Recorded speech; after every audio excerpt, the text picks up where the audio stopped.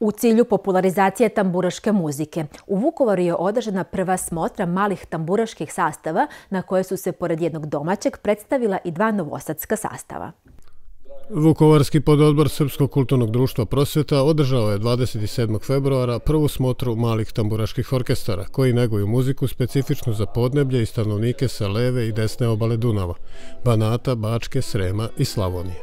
Moram da kažem da je ovo projekat koji je Srpsko kulturno društvo Prosveta napisala, poslala je u nadležno Ministarstvo Republike Srbije, u Upravu za dijasporu i Srbe u regionu kojima i mi pripadamo, i dobili smo potvrdu da ova naša manifestacija polaže sve one kriterije koje su zadane, a one se odnose na negovanje kulture, tradicije i običaja.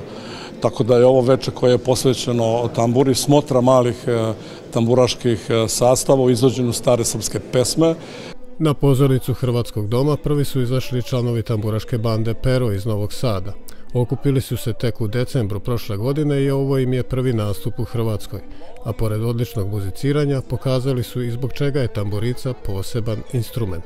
Čini je posebno to što je karakteristično za naše područje.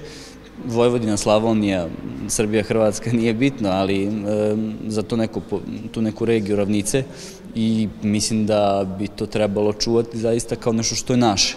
I karakterističan melos, karakterističan zvuk, samim tim instrumenti, način sviranja, tehnika sviranja je nešto što je karakteristično za nju i liči na rusku domru i tako dalje, ali pre svega to što je naše, to što je tu sa ovih prostora je ono što je karakteristično za nju.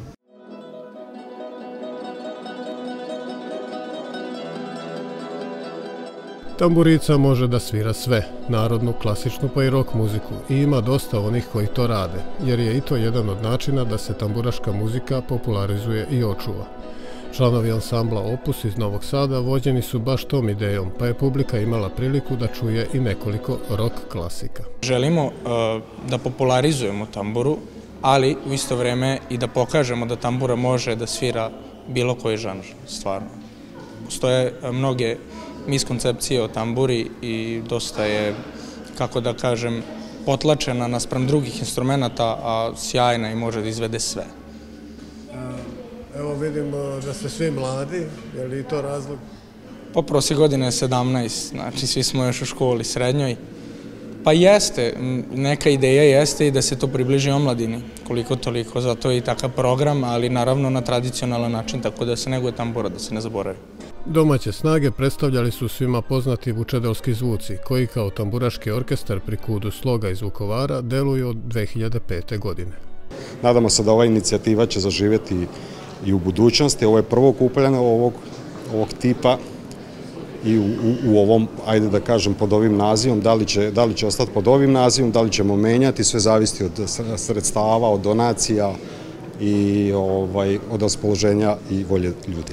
Program je upotpunjen nastupom vokalnih solista Radio televizije Vojvodine Živojina Jergića i Saške Padrov, a u finalnom delu večeri svi učesnici zajedno su izveli popularnu kompoziciju Divan je kićeni Srem. Tokom programa organizatori su se prisjetili i nekadašnjeg vokalnog soliste Radio televizije Novi Sad Jovana Perajlića, koji je prerano preminuo u 44. godini života.